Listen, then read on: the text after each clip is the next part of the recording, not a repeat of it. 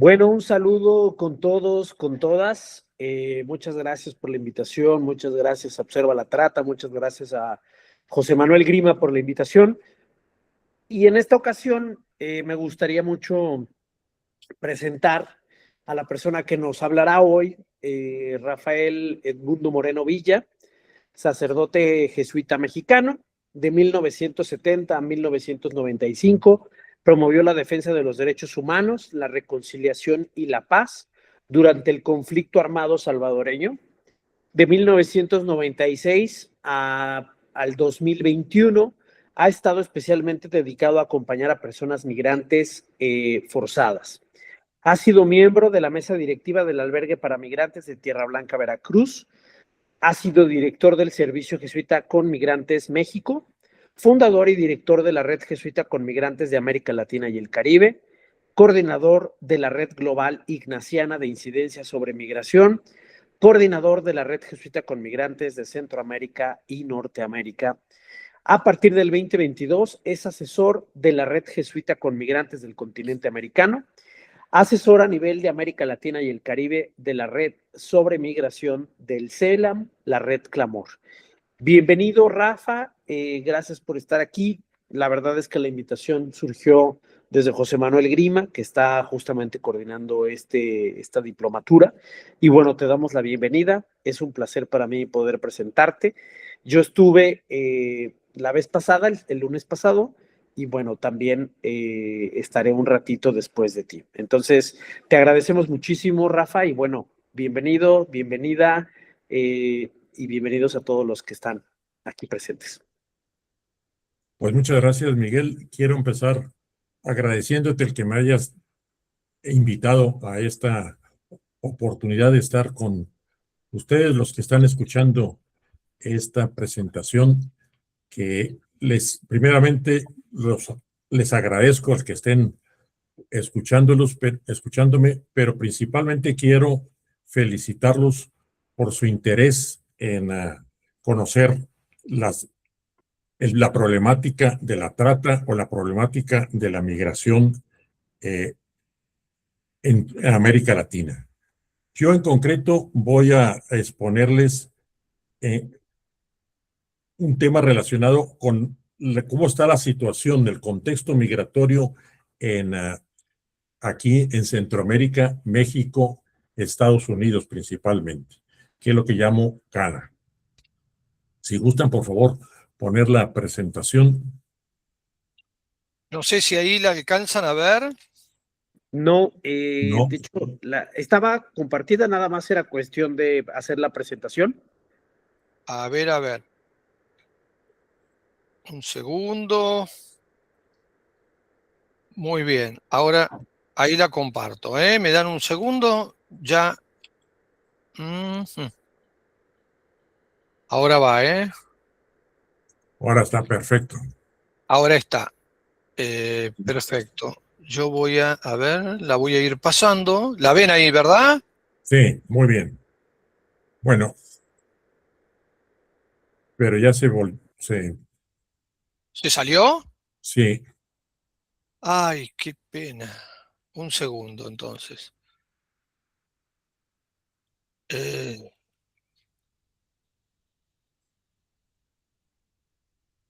Vamos a... nuevamente.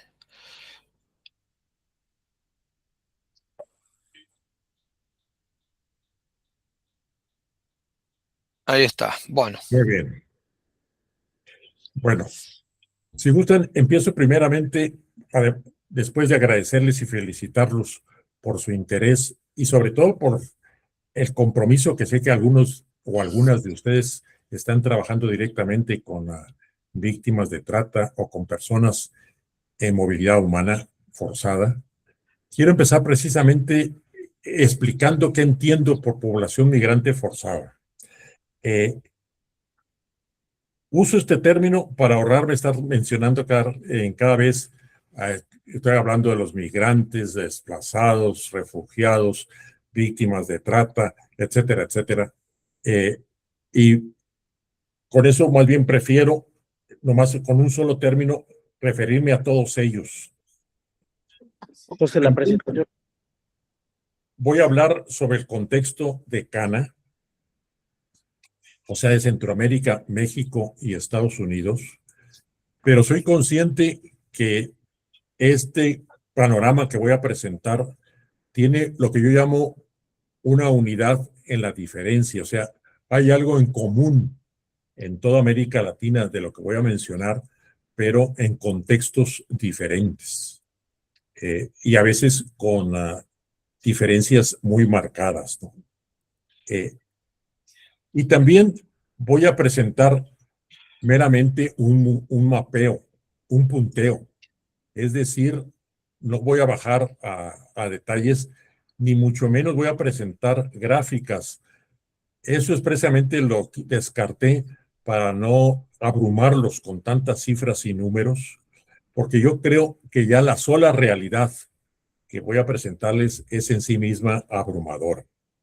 Siguiente, por favor.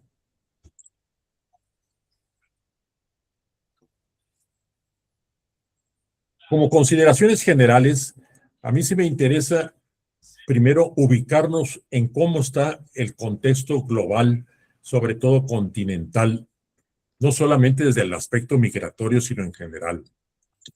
Creo que coincidirán conmigo que cada vez más estamos ante una amenaza que yo la llamo imperialista, que pretende el control de, sobre todo del continente americano, por parte del gobierno de Estados Unidos.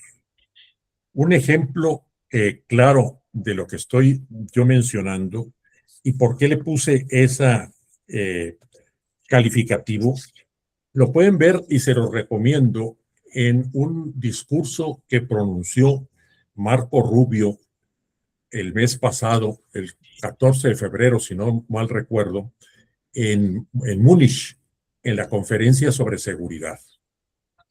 Ahí claramente mencionó cosas muy interesantes que las estamos viviendo, observando la política de Trump, pero que a mí me impresionó que fueran enunciadas con tanta claridad y precisión. En esa intervención de Marco Rubio, dice más o menos lo siguiente: los temas que trata son los siguientes. Primero, habla abiertamente de que fue una idea absurda, que les ha costado muy caro pensar en el tema del orden mundial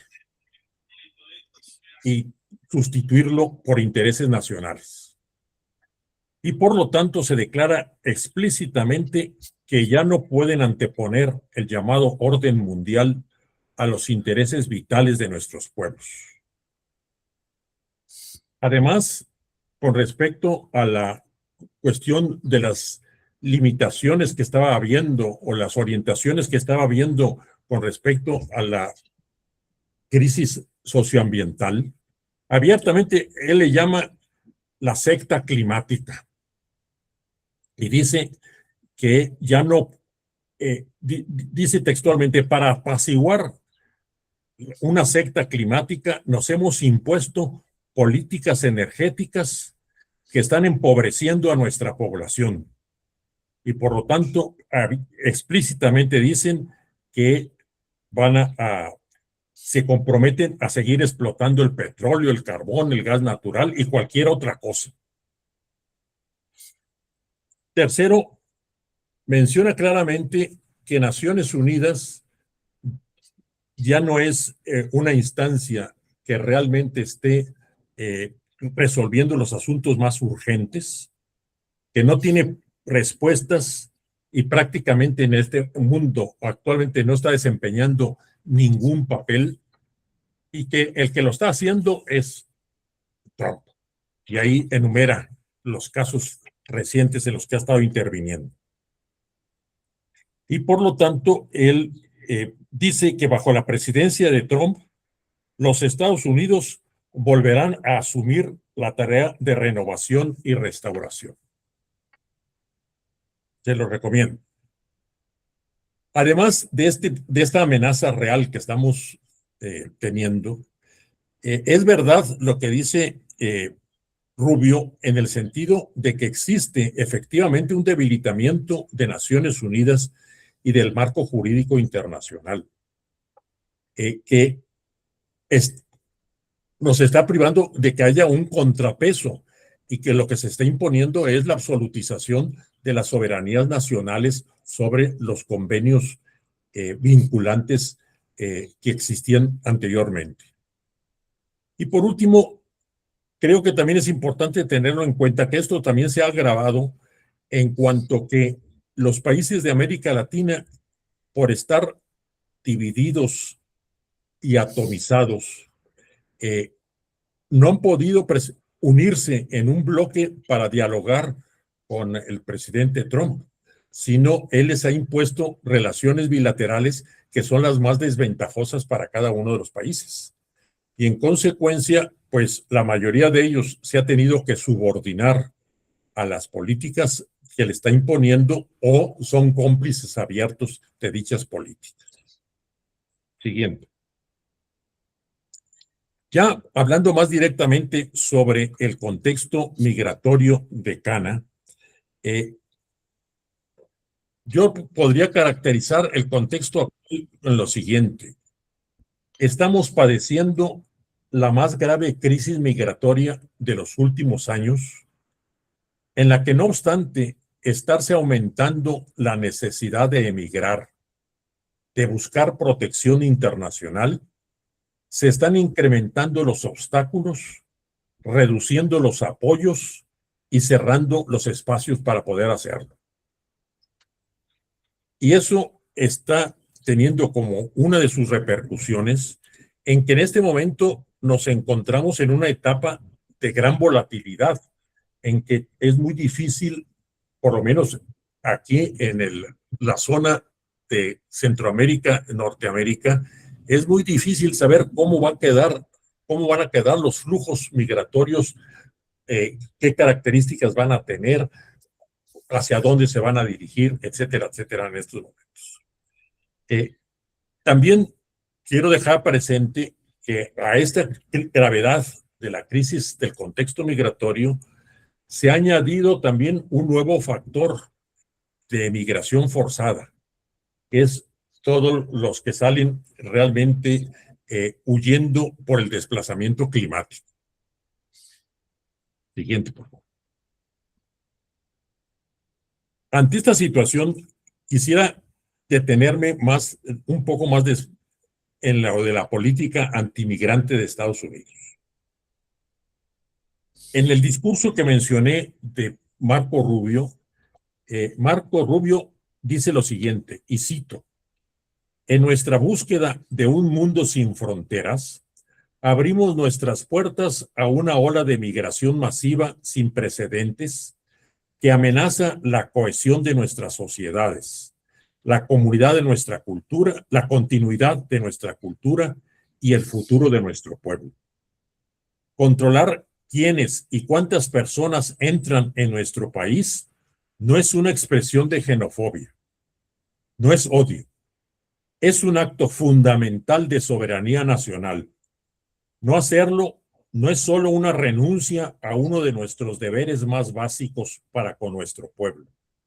Es una amenaza urgente para el tejido de nuestras sociedades y la supervivencia de nuestra civilización en sí misma. Con este pensamiento, pues, se entiende muy claramente cómo con esta inspiración está actuando el presidente Trump. Pero también es interesante observar cómo al llegar iniciar su segunda etapa en la presidencia de Estados Unidos, la inició después de haber hecho una gran campaña de que iba a atacar la migración, la inició calificando la situación en la frontera de Estados Unidos con México como una invasión de migrantes terroristas, con esa criminalización. En consecuencia, decretó que dicha frontera estaba en estado de emergencia. Y precisamente por esta declaración le ha permitido activar ciertas leyes que existen para tiempos de guerra y desplegar la fuerza militar en contra de los migrantes. Y en base a esta calificación y al haber decretado ese estado de emergencia,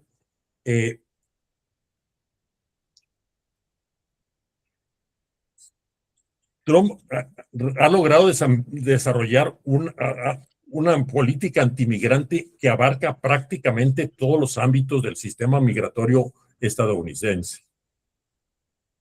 Y lo que es todavía más angustiante es que ha logrado, porque tiene el control de la Asamblea y del Congreso, ha logrado financiamiento para 3 años, un financiamiento millonario. O sea que tiene capacidad para incrementar todavía más las acciones que hasta ahora está generando. Es verdad que existen también en Estados Unidos algunos contrapesos que están siendo importantes. Quizás los más significativos son el Poder Judicial, que la Corte Suprema ha logrado detener a Trump en lo de las amenazas arancelarias, por ejemplo, y en algunos otros casos. También es importante el papel de un sector de la población de Estados Unidos que abiertamente ha salido a defender a la población migrante que existe ya desde hace años residiendo en Estados Unidos. Siguiente. ¿Esto qué repercusiones ha tenido en la zona de Centroamérica y México? Primero, se ha incrementado, lo que era un creciente flujo de sur a norte,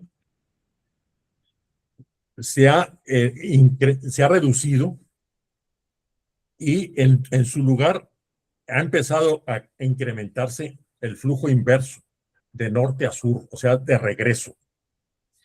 Segundo, Trump ha desarrollado lo que se llama la externalización de las fronteras. ¿Qué quiero decir con esto? Que ya la frontera de Estados Unidos, la frontera sur de Estados Unidos no es la frontera con México, sino ha obligado al gobierno mexicano a que su frontera sur con Guatemala sea una frontera que proteja los intereses de Estados Unidos.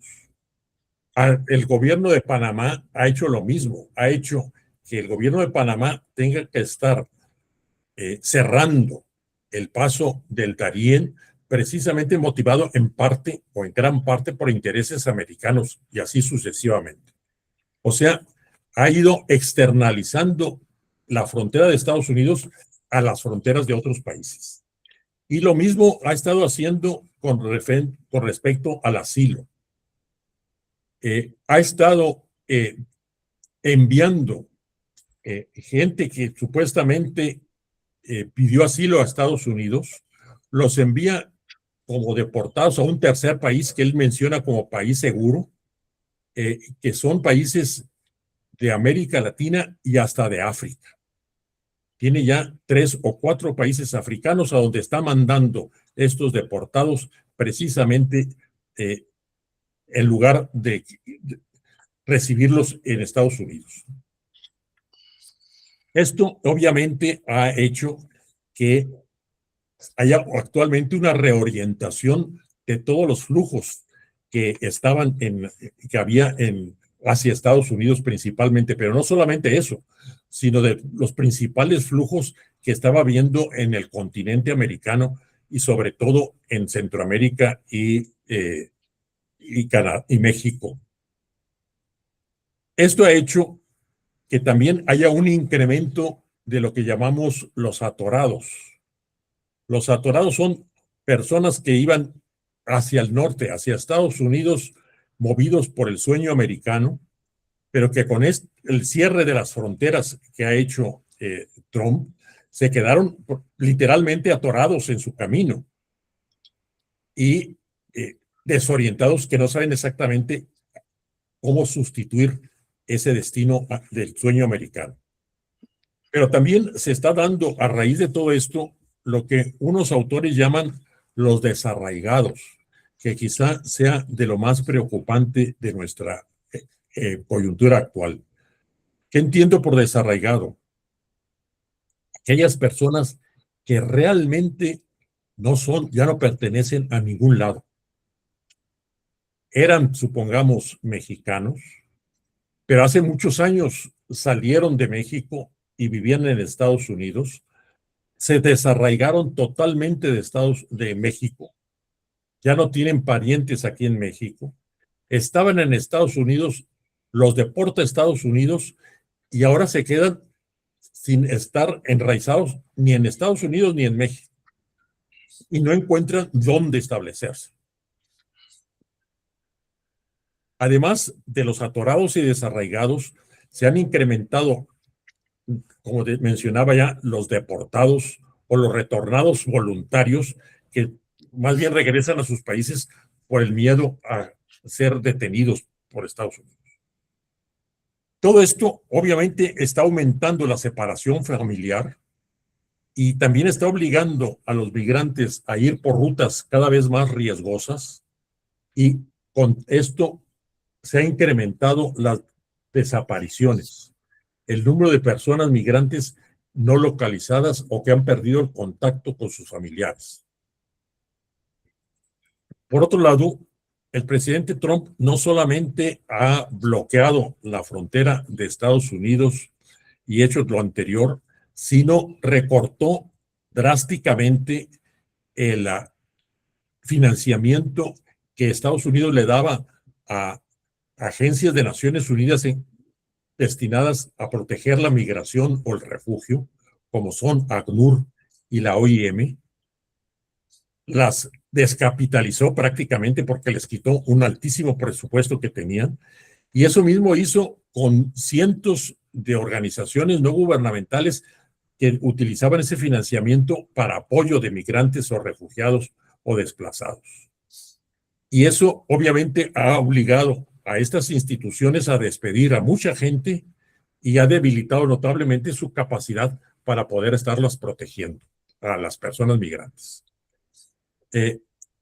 También todo esto obviamente ha incrementado la vulnerabilidad de la población migrante forzada, los ha obligado a una mayor invisibilidad y están siendo cada vez más criminalizados por todas estas estigmas que Trump y otros les han ido poniendo, ¿no? Y eso ha hecho que cada vez requieran de una mayor atención emocional tanto las personas, la población migrante forzada, como las personas que están directamente atendiéndolas. A mí me llama mucho la atención cómo últimamente en las reuniones que estamos teniendo de las redes donde se reúnen personas que acompañan a migrantes, lo que antes casi nunca se hacía, ahora lo piden los participantes a estas reuniones, que es que tengamos durante la reunión momentos para el autocuidado, porque se sienten que están sufriendo un desgaste emocional muy fuerte últimamente. Siguiente. No solamente es responsabilidad del presidente Trump el que se haya reducido tan notablemente el flujo sur-norte, el flujo que iba hacia Estados Unidos. También influyeron para mí dos factores muy importantes en esa reducción. Se redujo notablemente el flujo de Sudamérica hacia México, hacia Centroamérica, México y Estados Unidos, con el notable cierre del Paso del Darién.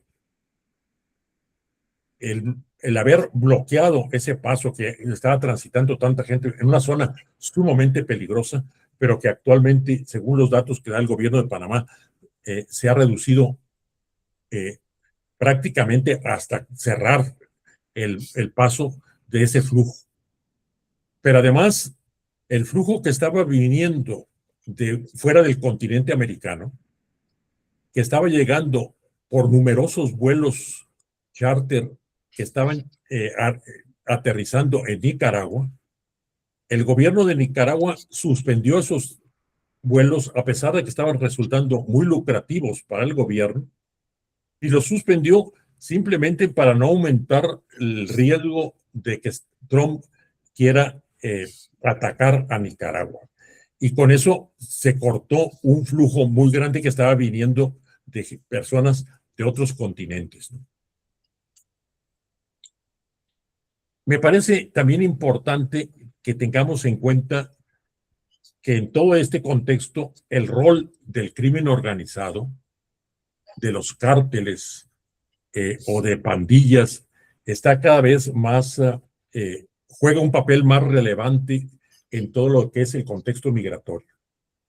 Sobre todo en la zona de Centroamérica y de México, los cárteles desde hace ya tiempo y ahora mucho más se han apoderado del control de las rutas migratorias.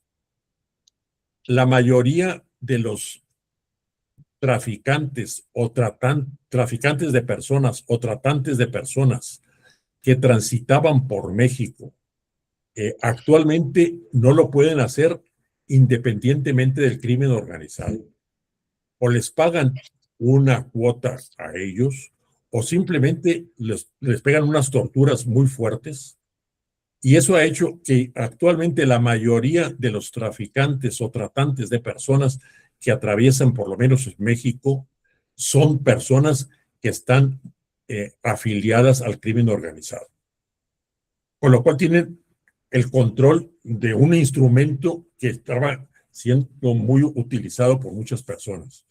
Pero no solamente eso, sino las principales rutas que estaban siendo utilizadas por la población migrante forzada en Centroamérica y México, actualmente están controladas territorialmente por el crimen organizado, porque han encontrado en la migración, en las personas migrantes, un gran beneficio.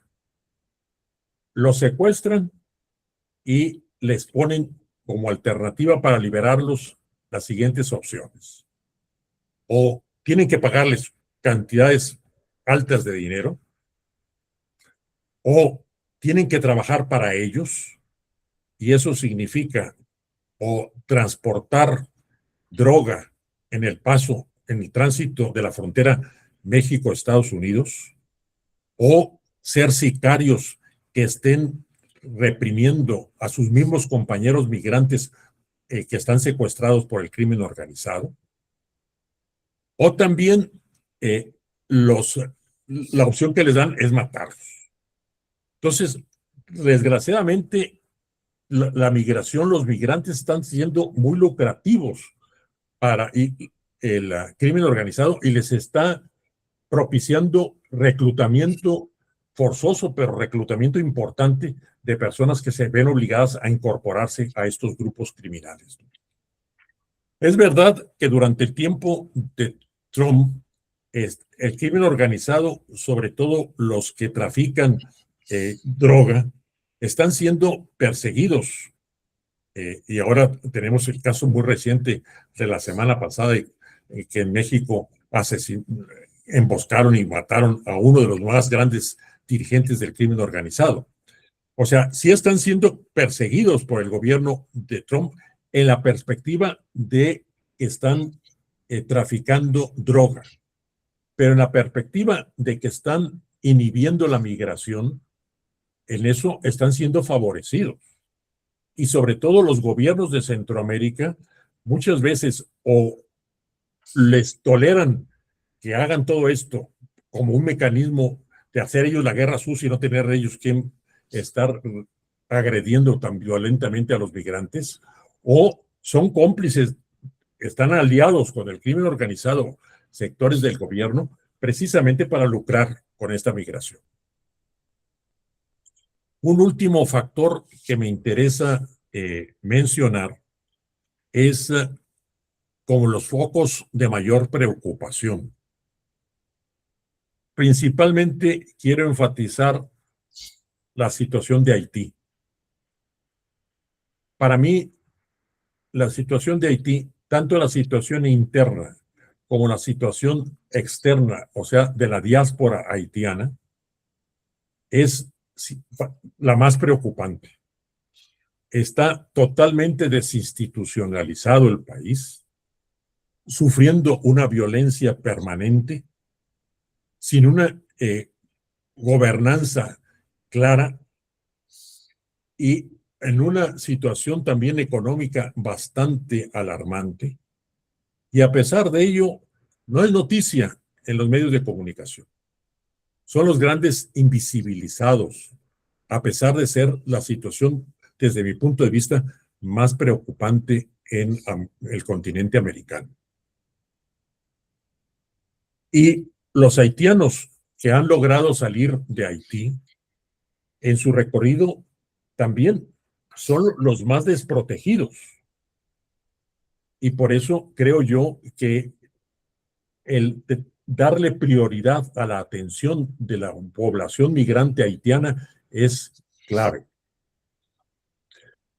A esto también añado la situación de Venezuela, de Cuba y Nicaragua, que como ustedes saben, ahorita y en el pasado reciente, pues son de los países que más están expulsando ciudadanos por la situación interna de estos países y que probablemente esa fuga va a seguir dándose en estos últimos tiempos y en consecuencia pues van a requerir también mayor atención de las personas interesadas en migración. Por último, me quiero referir a México. México es sin duda el país que actualmente está siendo más afectado por la política de Trump. Por su ubicación geográfica, somos vecinos de Estados Unidos y obviamente los tenemos pegado. Segundo, somos el país que tenemos un mayor número de emigrantes y por lo tanto lo que está pasando con los emigrantes mexicanos en Estados Unidos para nosotros es muy preocupante. Tercero, somos el país actualmente de destino en lugar de Estados Unidos, pero para la inmensa mayoría de los que se están viniendo aquí a México es un destino forzado. No es el destino que quisieran, sino al que se han visto obligados a tener mientras vean la posibilidad de poder pasar para México, para Estados Unidos. Entonces, la mayoría de estos inmigrantes en México forzados o transmigrantes que se han quedado atorados son personas que están frustradas porque fracasaron en su sueño americano, ¿no? Y todavía para aumentar más el problema, Estados Unidos ha obligado al gobierno mexicano a recibir no solamente los deportados mexicanos que expulsa Estados Unidos de su territorio, sino también a deportados de otros países que Estados Unidos no quiere enviar por ser lejanos y entonces se lo está mandando a México. Y México se ha tenido que ver obligado a recibirlos sin tener ningún programa para ellos para integrarlos. Entonces, ciertamente, la situación de estas personas pues es bastante delicada, ¿no? Siguiente. Ante todo esto, ¿qué perspectivas para el futuro próximo yo veo? Obviamente, no soy mago ni tengo mi esfera de cristal para poder predecir qué es lo que va a pasar, pero por lo que ahorita se ven, se me ocurren estas pistas que ustedes verán qué tan objetivas son. Primero, es lo más probable es que todavía atravesemos este año 2026 manteniéndose una situación volátil en la migración. Es decir, sin tener ya más definido y más constante como había antes del 2024, rutas claras, perfiles claros de la migración forzada que estaba pasando en nuestro continente. Entonces, esa situación de indefinición probablemente todavía tarde este año, y también porque los migrantes están viendo, observando qué rutas son las que les resultan más efectivas, qué nuevas rutas, ya no tanto para Estados Unidos, sino para otros países donde les resulta menos riesgoso. Entonces, esa situación yo creo que se va a prolongar y es actualmente demasiado pronto para que ya las instituciones que estamos acompañando a los migrantes definamos qué vamos a hacer en esta nueva época. Segundo, sí creo que no va a ser posible el que se mantenga tan reprimida la emigración de los países que están siendo más expulsores, sea por situación económica, sea por situación de violencia, sea por situación ecológica.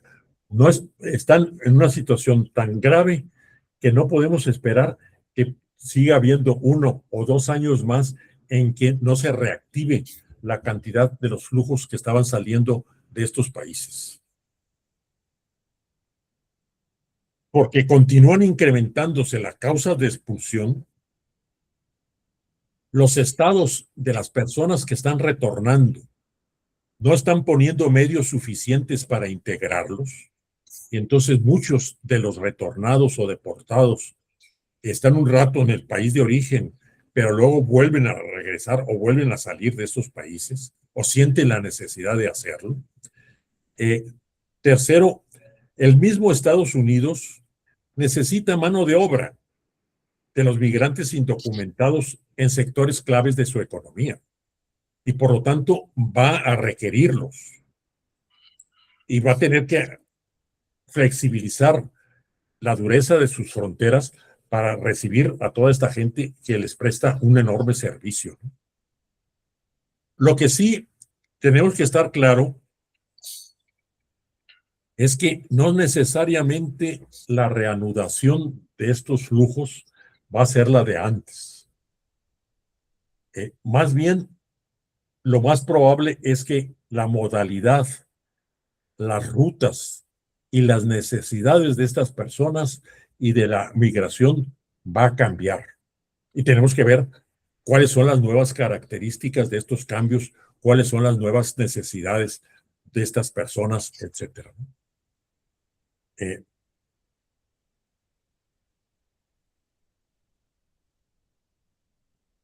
Siguiente. En consecuencia, ¿cuáles son los desafíos más importantes que yo veo que se les están planteando a ustedes que me están escuchando, sobre todo los que están más en trabajo directo con la población migrante forzada? Lo que tienen que tener muy claro es que la coyuntura ha cambiado radicalmente y que por lo tanto no podemos seguir haciendo más de lo mismo.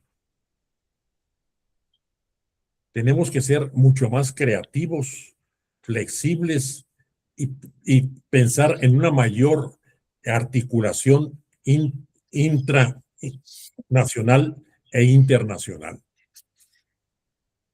Segundo, es obvio que van a tener que enfrentar mayores necesidades, nuevas necesidades de las personas migrantes, pero las van a tener que enfrentar con menos recursos y en un contexto más adverso. La recuperación del apoyo financiero de Estados Unidos, yo no creo que esté a la vuelta de la esquina y que probablemente esos recursos van a tardar mucho en sustituirse. Entonces, con ese reajuste se tienen que enfrentar y también en un contexto de mayor persecución a las personas que estamos apoyando a los migrantes. Por lo que he dicho anteriormente, sí me parece importante el que en este momento prioricemos la observación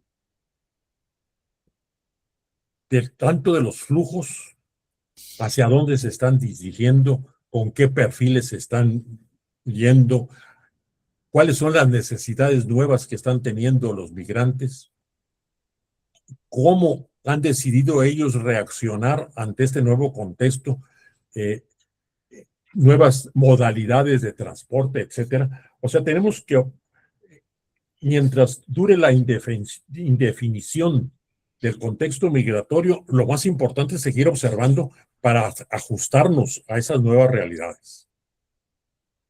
Sí va a ser necesario el que mantengamos, obviamente, la asistencia humanitaria. Esa, en cualquier hipótesis, va a ser necesario. Pero lo que es la asistencia jurídica, la asistencia jurídica hay que actualizarla porque todos los normativos migratorios de Estados Unidos y de varios países de América Latina han cambiado. Entonces tenemos que ver las nuevas normativas, qué es lo que nos permiten o posibilitan que hagan los migrantes.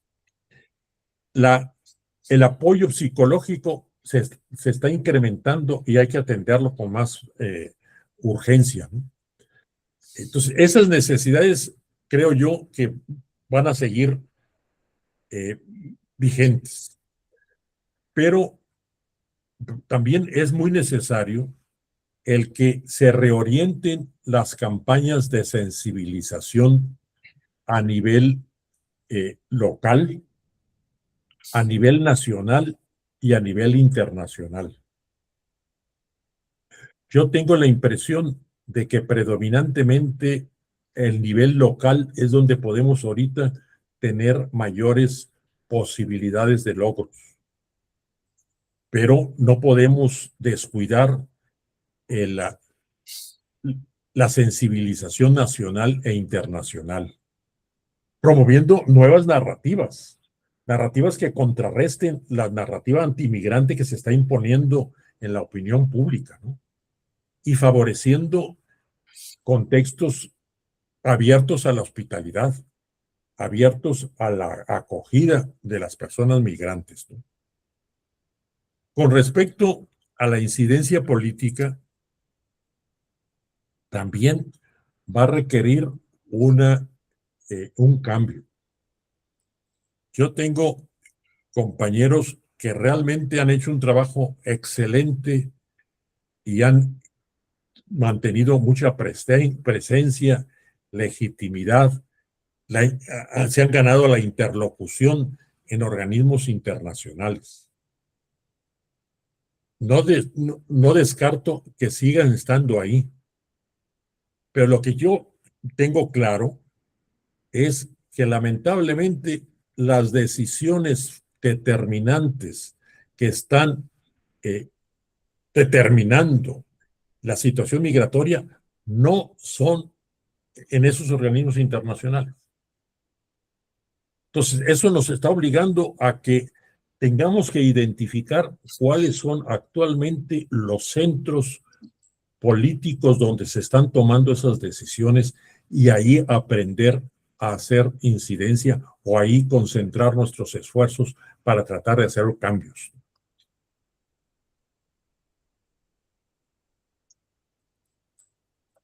Vuelvo a subrayar la priorización de la situación haitiana por las razones que ya mencioné.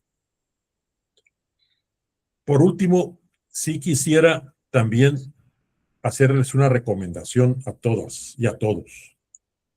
Yo creo que para evitar frustraciones innecesarias, es importante que seamos conscientes de que estamos en una coyuntura bastante complicada, que yo llamaría, la tenemos que hacer una coyuntura de resistencia activa. ¿Qué quiero decir con esto? Que ya es mucho, es un logro importante el que nos mantengamos en esta situación tan adversa.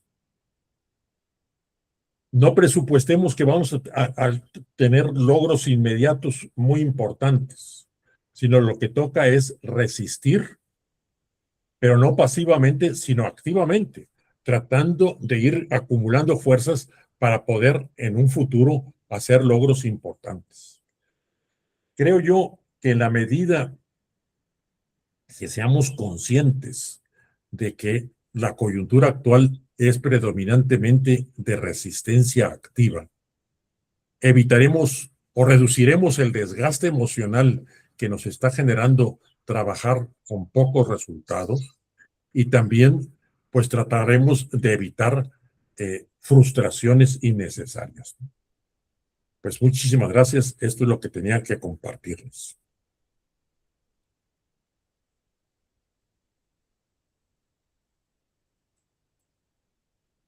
Bueno, muchísimas gracias, Rafael. La verdad que un gusto inmenso poder escucharte y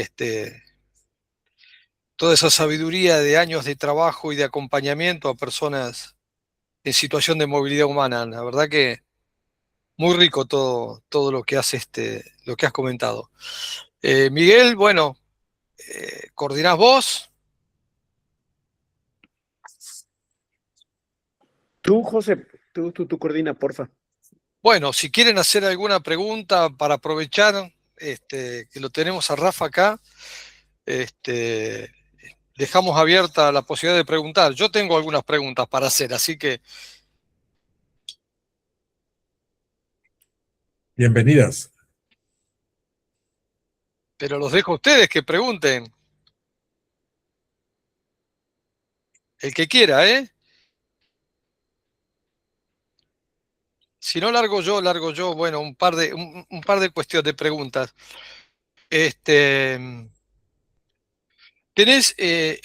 Rafa, ¿tenés alguna idea o alguna evaluación o cuál es tu mirada sobre lo que pierde Estados Unidos al llevar adelante estas políticas de represión, de expulsión de la población migrante y demás? Eh, yo te lo pregunto, viste, desde Argentina. Vos sabés que Argentina es un país, sabés que es un país en donde la trama de la migración ha sido como central en nuestra constitución como nación. Muchos de nosotros, mis cuatro abuelos han sido migrantes. Es decir, y hay mucha población que tiene esas características. Nos hemos nutrido mucho de migraciones, diferentes oleadas migratorias, tanto de Europa como de nuestros países vecinos. Y la experiencia, la mía personal, ¿no? y la de muchos argentinos, es que estas migraciones nos han nutrido culturalmente. Nosotros nos hemos enriquecido culturalmente, socialmente, por el aporte de todas estas comunidades, digamos, que han decidido migrar y establecerse en la Argentina. No hay comida más rica que la peruana. Entonces, cuando los peruanos se vienen a vivir acá y ponen un restaurancito, ahí vamos a comer comida peruana porque es riquísima, ¿viste? Y unos ceviches peruanos que no los conoceríamos si no fuese porque ellos han venido, algunos de ellos han decidido venirse a la Argentina y a trasladarse aquí, o el chipá, digamos, no sé, hay una panadería acá que hacen chipá, y yo cuando puedo a la mañana voy y compro chipá, viste, que es de origen guaraní, paraguayo, para poder tomar unos mates con chipá, que son riquísimos, qué sé yo, no sé.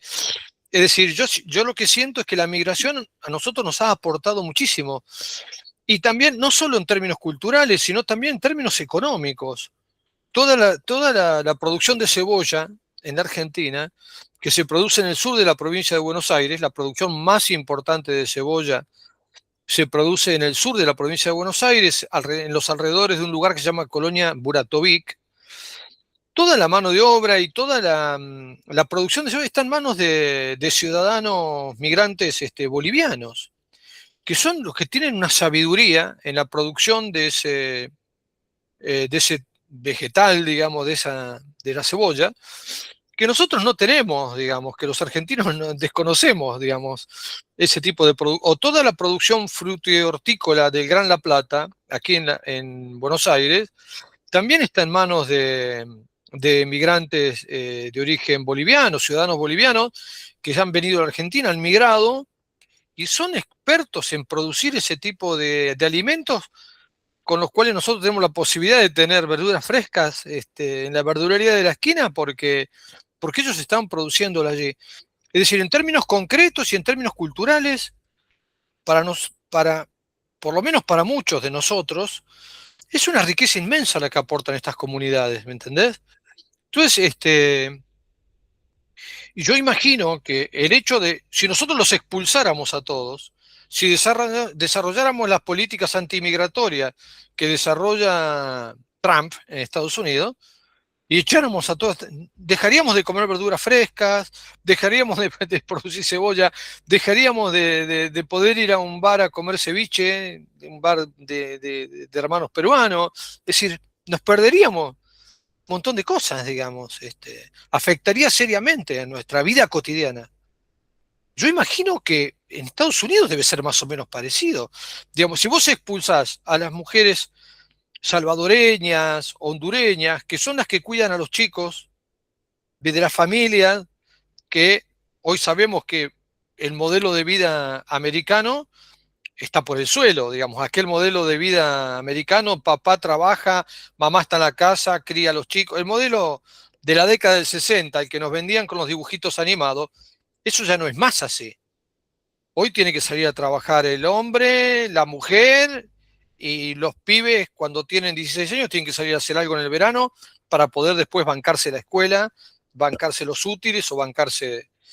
Entonces, en ese contexto, las políticas de cuidado descansan sobre esta población migrante. Cuando no las tengan más, ¿qué van a hacer? Eso me cuesta entenderlo. No sé si hay alguna valoración de eso, bueno, cómo lo ves vos y demás. Esa sería una de las preguntas. Después te hago la otra, tengo otras más acá. Muy bien. Pero no quiero tampoco. No, me parece que es muy buena pregunta. Yo también me la he hecho. Y José Miguel, como tú dices, esa conciencia que mencionas de Argentina la deberían de tener el pueblo norteamericano. Es un pueblo obviamente que se creó por la migración. El mismo Trump es descendiente de extranjero. Entonces, él debería tener conciencia de lo que significa la migración. Pero, y por eso yo empecé con ese discurso de Rubio, que nos señala cuál es el posicionamiento, cuál es la ideología que está imperando en estas cabezas. ¿Están ellos convencidos de eso que están diciendo? De que es una verdadera invasión de terroristas. Están queriendo impulsar la supremacía blanca. O sea, es sumamente preocupante lo que está pasando en un sector reducido de norteamericanos, pero que está teniendo a través de los medios, de las redes sociales y de la inteligencia artificial un impacto sobre la población americana muy grande, que está arrastrando a Estados Unidos a una cosa que se están suicidando con lo que están haciendo. Eso por una primera razón, el que nos convenzamos de la gravedad de la situación. Yo en estos años, o en estos meses, perdón, he estado mucho recordando a Hitler. Está pasando con Trump cosas muy similares que endiosaron a Hitler, ¿no? Y estos actividades internacionales que ha hecho, que desde los intereses de él resultan muy exitosos, lo están endiosando cada vez más. Entonces, sí es muy preocupante el que esa ideología se vaya fortaleciendo en la élite americana. Primera cosa. Segundo, también lo que está pasando es una maniobra política de parte de Trump. Los estados en que más migrantes hay, o la mayoría de los estados en que más migrantes hay, o donde más trabajan en la agricultura o en la construcción, son estados gobernados por demócratas. Entonces, el que empiece a haber eh, carencia, que no encuentren gente para poder desarrollar sus plantaciones, etcétera, a Trump no le importa tanto porque le está generando problemas a los demócratas. Entonces, si te fijas, donde la población se ha ido levantando y está apoyando a los migrantes, en parte es por solidaridad con ellos, pero en parte es porque están experimentando eso que tú estás diciendo, pero son estados demócratas y que en una política de Trump, que ahorita está preocupado por las elecciones que vienen del Congreso, le interesa deslegitimar a los demócratas. Yo creo que bueno, sí creo que también, a pesar de lo que estoy diciendo, se va a imponer el que tengan que abrir algunas compuertas para recibir migrantes. Estados Unidos no se puede sostener sin el apoyo de la población migrante forzada. Y eso, yo es una de las expectativas que tengo, que a fin de este año o el año próximo, eso se vaya cambiando. Y de hecho, ya en la valoración de qué tanta aprobación tiene en el pueblo norteamericano Trump, con respecto a su política interna, ha ido bajando, ¿no? En gran parte por estas situaciones, ¿no? Entonces, sí creo que es un contrasentido o un suicidio que está cometiendo Trump con esa política, pero hasta ahorita él está muy convencida de que es lo que toca hacer, ¿no? Y sí necesitamos contrapesos en Estados Unidos que modifiquen esta situación.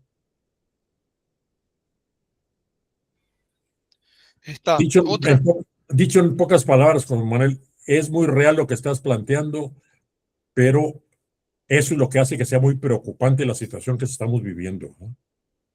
Que están actuando así en contra de algo que debería ser lo contrario, ¿verdad? Sí, sí. Otra cuestión también que me interesaría que alguna reflexión tuya, porque el concepto de migración forzada en términos de jurisprudencia o de legislación, digamos, internacional, es un concepto bastante acotado, ¿no? Si lo tomamos como, digamos, y se me ocurre que por el cambio de las dinámicas sociales, por los cambios que se han producido en el sistema de acumulación capitalista y la debacle que esto significa para millones de personas en términos de daño ecológico, daño ambiental, incorporación en el universo de la pobreza y de la indigencia, etcétera, etcétera, digamos, un incremento de la violencia por estas mismas razones, se me ocurre que valdría la pena, digamos, como repensar el concepto de migración forzada y ampliar el horizonte, ¿no? ¿Qué cosas vos pensás que habría que incorporar para ampliar el concepto de migración forzada? Mira, es un problema que se ha ido detectando ya desde hace tiempo. Cuando yo empecé a trabajar con migrantes hace 25 años, estaba muy clara la diferencia entre migrante forzado por razones económicas, que inventaron la caracterización de trabajadores migrantes. Era muy clara la diferencia de ellos con respecto a los solicitantes de protección internacional, solicitantes de refugio. Entonces, se podía perfectamente tener dos instituciones distintas y formas diferentes de atender esa doble problemática. Pero eso se ha ido, nosotros le llamamos, se ha ido generando una zona gris cada vez más extensa, más amplia, que va siendo muy difícil hacer una diferencia, una distinción entre quién es migrante por razones económicas y quién es migrante por razones de protección, de vulnerabilidad, de seguridad. Entonces, sí, eso hace que nos obliguemos a tener un cambio que busquemos un término que abarque esta nueva realidad. La necesidad sí es sentida. Lo que ha pasado es que ha sido muy lento, por no decir casi imperceptible, el cambio que ha habido en terminología por parte de los organismos internacionales que eran los que legislaban el marco jurídico internacional. Entonces, están totalmente, por ejemplo, el convenio sobre el refugio, la convención sobre refugiados, los causales para poder sean reconocidos los refugiados, muchos de ellos están superados y no están incorporados los nuevos causales, lo que significa una situación violenta por las maras o por el crimen organizado, etcétera. Las nuevas realidades no están incorporadas en la legislación actual. Entonces tenemos que no solamente la terminología ya no nos da, sino la legislación ya no cubre la realidad actual del fenómeno migratorio. Y se han hecho esfuerzos por buscar nuevas terminologías, pero nosotros hicimos una en nuestra red, de Red Jesuita con Migrantes, hace como año y medio. En toda la red pusimos a estudiar y no logramos ponernos de acuerdo en un término que nos guste a todos. Y eso entre una red que más o menos tenemos afinidad. Yo lo que he notado últimamente que el término que va ganando terreno es el de las personas en movilidad forzada. Ahí incluye también problemas ecológicos, etcétera, etcétera. Pero todavía, que yo sepa, no hay un marco jurídico que incorpore estas nuestras definiciones, ¿verdad? Pero sí es una tarea a desarrollar urgentemente, que ha perdido, desgraciadamente, urgencia, porque en este momento estamos más bien en la absolutización de la soberanía nacional sobre el marco jurídico internacional. Y entonces lo que importa más es que cambie la legislación de las superpotencias, ¿verdad? Pero sí es una tarea importante que seguir trabajando. Y que todos los que están presentes aquí en este curso es una tarea a pensar, a desarrollar, a dar ideas frescas, ¿no? Sí, sí, interesante. Sí. Yo tengo otra, pero me gustaría que pregunten los demás un poco, porque si no, estoy monopolizando el uso de las preguntas, de los interrogantes. Así que los demás o quieren opinar o decir algo, contar desde su experiencia, lo que quieran. Estamos libres. No les dé pena refutarme y así que Claro. de barbaridades. Ya lo he escuchado eso en varias ocasiones. No sería la primera. Vamos a ver quién se anima.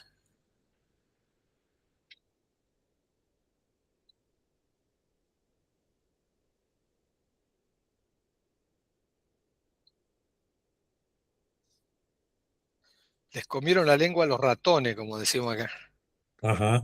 Bueno, Rafa, yo quiero preguntarte, frente a todo este escenario, ¿no? Que es un escenario gris, un escenario oscuro para las migraciones, mientras esté por lo menos Trump con estas políticas y muchos países de derecha también, ¿no? En Sudamérica, ¿cuál será el futuro, tanto político desde tu perspectiva, eh, en un genérico, ¿no? De América Latina? ¿Y cuál será el futuro de las migraciones, estas diferentes migraciones que hay por el continente americano, que se empiezan a hacer también transcontinentales, ¿no? Que vienen también gente ya de Asia, gente de África que migró mucho, hace muchos años a Brasil, por ejemplo, y que cruzan ahora Sudamérica, el Darién, Centroamérica. ¿Cuál será el futuro de tanto de estas migraciones?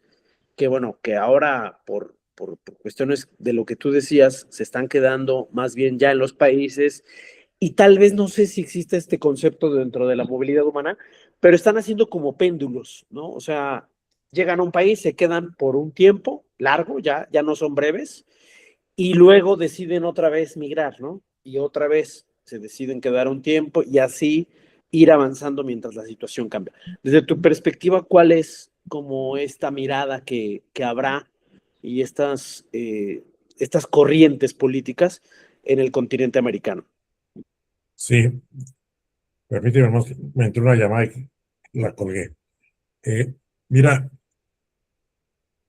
creo que está claro que todo lo que antes existía ahora está en cuestión. ¿Hacia dónde vamos? Para mí todavía no está suficientemente claro.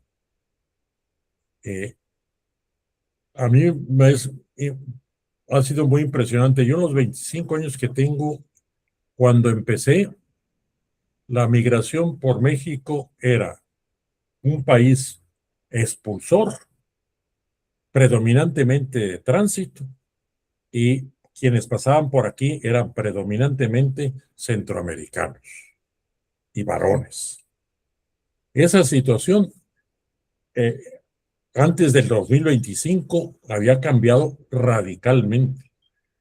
En un albergue al que yo iba en la primera época, pues teníamos esas nacionalidades predominantes que atendíamos. En el 2024 ya había 79 nacionalidades distintas de personas que habían pasado por ese albergue.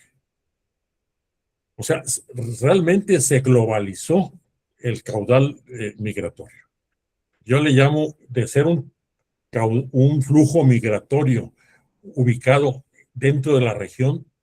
Primero se hizo continental y luego se hizo extracontinental y global, y hacia allá íbamos, y se convirtió en un torrente muy fuerte, en gran parte orientado hacia Estados Unidos.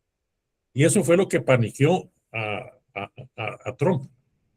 Y en gran parte, por eso le llama la invasión terrorista. ¿Qué va a pasar ahora? Yo tengo la impresión de que predominantemente, por lo menos el año próximo, van a tratar de buscar más, no tanto irse hacia Estados Unidos, sino ver el cono sur. Yo tengo la impresión de que por lo menos por un tiempo van a experimentar, y que eso de que tú dices, Miguel, de destinos transitorios y migraciones por escala, se va a seguir multiplicando. Es probable que esa sea una nueva forma de enfrentarnos ante el contexto, que nos va a llevar a reajustar con flexibilidad y creatividad qué es lo que tenemos que hacer, ¿no?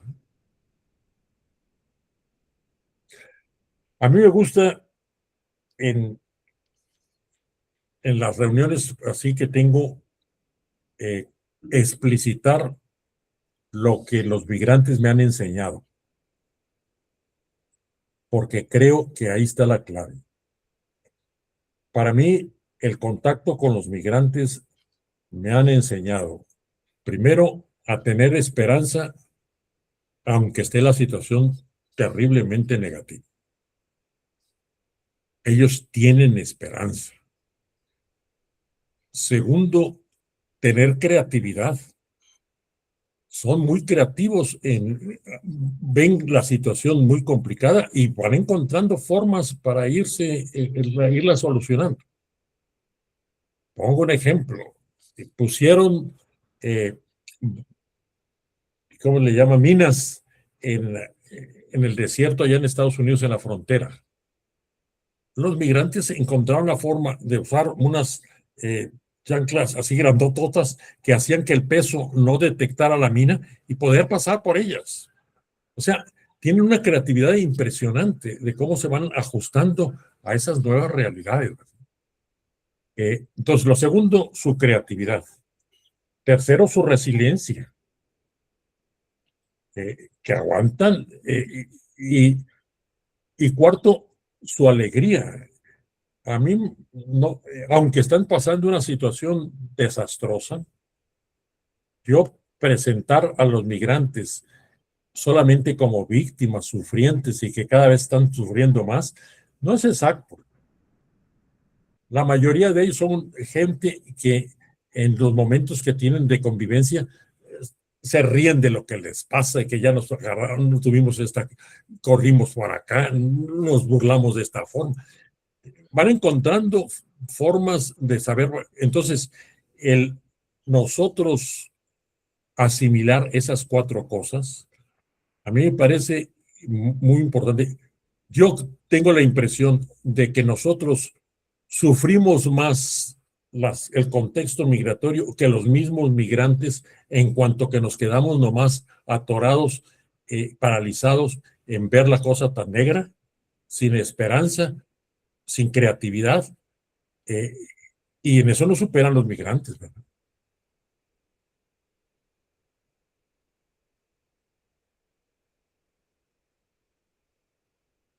¿Quién quiere preguntar o aportar algo?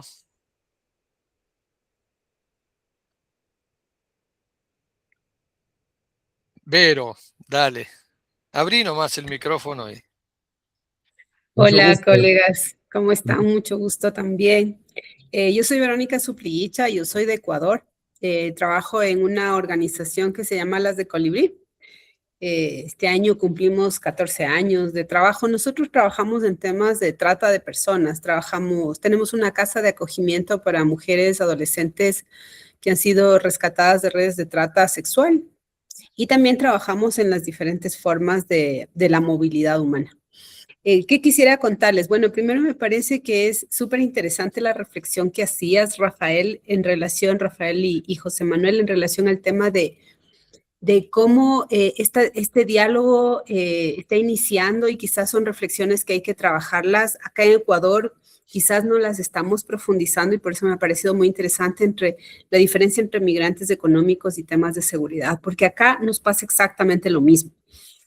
Cada vez esa línea, esa área gris que tú mencionabas, está más presente en nuestro país. ¿Qué les puedo contar acá en relación de Ecuador? Bueno, primero que esta reflexión, y sería, si es que es posible, por supuesto, si es que tienen algún tipo de sistematización que han realizado acerca de sus reflexiones, y si es que es posible, sería súper chévere que nos las puedan compartir, porque de hecho justamente hace poco, esta semana vamos a tener una reunión porque están convocando a la elaboración del informe sombra en el caso de Ecuador, justamente del Comité de Trabajadores Migratorios. Entonces, me parece que puede ser como un espacio interesante como para ir hablando acerca de estos temas, porque es totalmente lo que pasa acá en el Ecuador. Les cuento que acá, quizás lo vean en las noticias y todo, pero nosotros como Ecuador estamos tomados por el crimen organizado. Los casos de reclutamiento son todos los días, hay un nivel de crueldad, que ese también creo que es otra característica distinta a la que por lo menos en todos los años también que he trabajado en este tema, que ya son cerca de 25, no he encontrado tantos niveles de crueldad y de violencia como los que estamos viviendo hoy día. Entonces, la cantidad de personas que están siendo obligadas a salir de sus lugares por temas de seguridad son impresionantes. En el sistema educativo solamente, sobre todo los adolescentes y sobre todo los adolescentes hombres, son los que están saliendo obligados por el contexto de violencia, porque si es que no aceptan ser reclutados, son asesinados, si es que no aceptan ser parte de alguna de estas bandas criminales. Entonces comienza a haber un desplazamiento, que es primero un desplazamiento interno entre regiones del país, y después comienzan ya a movilizarse fuera del país en condiciones que cada vez son más complicadas. Y lo otro que también me hace mucho sentido en las reflexiones que ustedes han hecho es que no está esto incorporado en ningún lugar, porque lo que sucede en Ecuador sucede en toda Latinoamérica. Es decir, la construcción de redes de crimen organizado nos atraviesa toda la región. Entonces ya las bandas criminales no son locales únicamente, sino que están en Ecuador, están en México, están en Colombia, están en Perú y han creado sus redes de contacto alrededor de los países, y por lo tanto el tema de la protección, no sé si les pasa a ustedes, pero a nosotros nos pasa, es mucho más complejo. Y no solamente más complejo, sino que coincido también en algo que tú mencionabas, que es estas necesidades cada vez mayores de autocuidado. Por ejemplo, nosotros trabajamos en el tema de trata, de tráfico, y nos hemos visto, hoy por hoy, estamos intentando crear, por ejemplo, protocolos de seguridad para los equipos técnicos, que antes no los pensábamos. Y no me refiero a protocolos de seguridad, de autocuidado, de salud mental, me refiero a protocolos de seguridad física. Porque rescatas a una víctima y estas redes criminales ya se van e invaden los espacios físicos. Nosotros hemos tenido del 100% de espacios de protección acá en Ecuador. Justo el mes pasado apenas hicimos una encuesta del 100% de espacios de protección a población en situación de vulnerabilidad y que está en contexto de movilidad humana.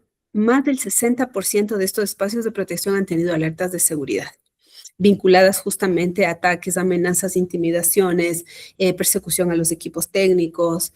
Y esto va generando que quienes hacen o hacemos protección tengamos muchas mayores limitaciones emocionales y físicas para continuar, y los porcentajes de rotación del personal han ido incrementando de manera considerable.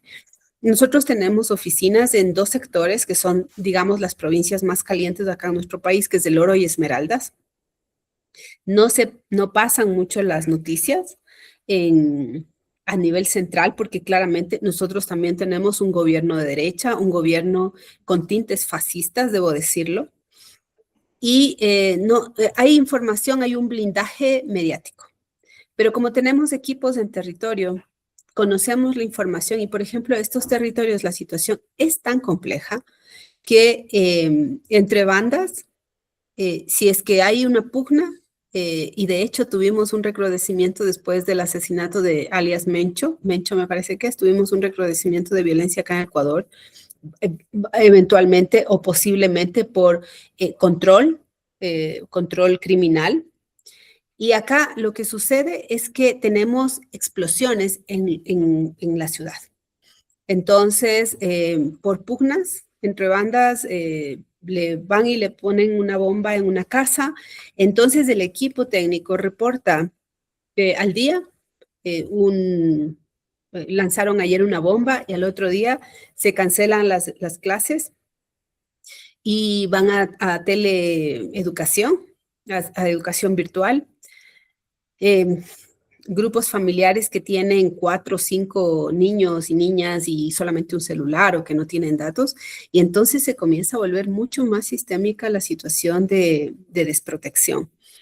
Y finalmente, los casos de desplazamiento interno que estamos viendo son muy complejos porque salen huyendo del sector, pero salen en condiciones mucho más complejas de las que estaban, y a sectores donde lamentablemente tampoco no hay la garantía de que sus niños y niñas, sobre todo, no sean reclutados.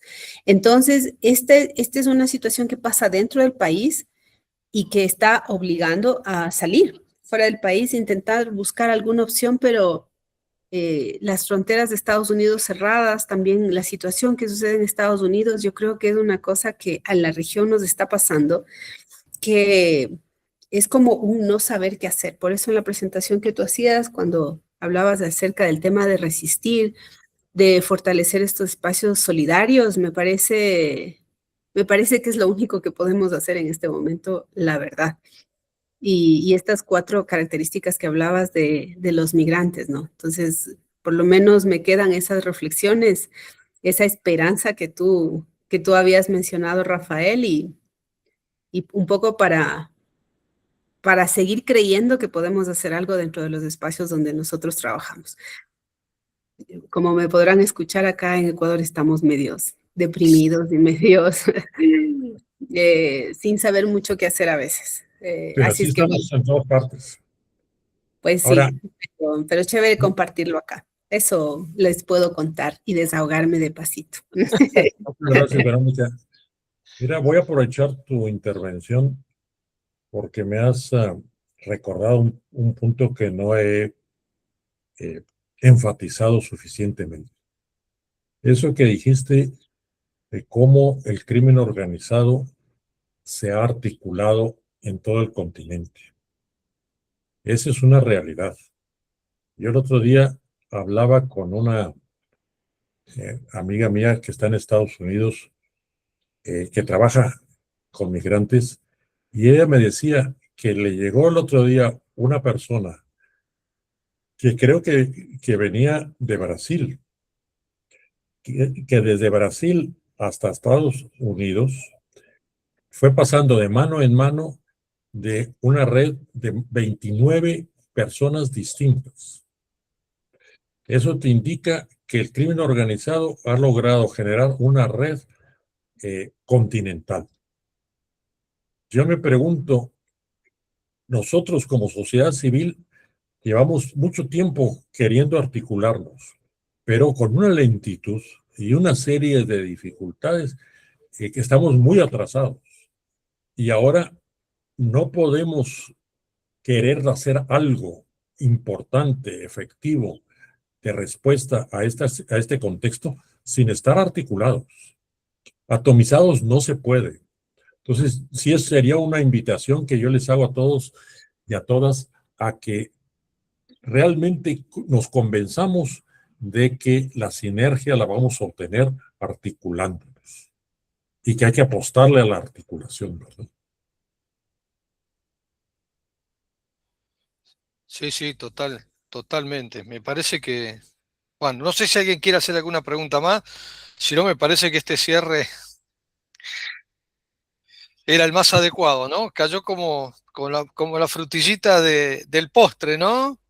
Este, así que, bueno, Rafa, realmente un gusto enorme, un honor haberte tenido acá, poder aprovecharte eh, al máximo con toda tu sabiduría y tantos años de trabajo con población migrante, porque una cosa es lo teórico y otra cosa es contar desde la praxis, ¿no? Desde haber metido las manos en el barro, digamos, y los pies en el barro.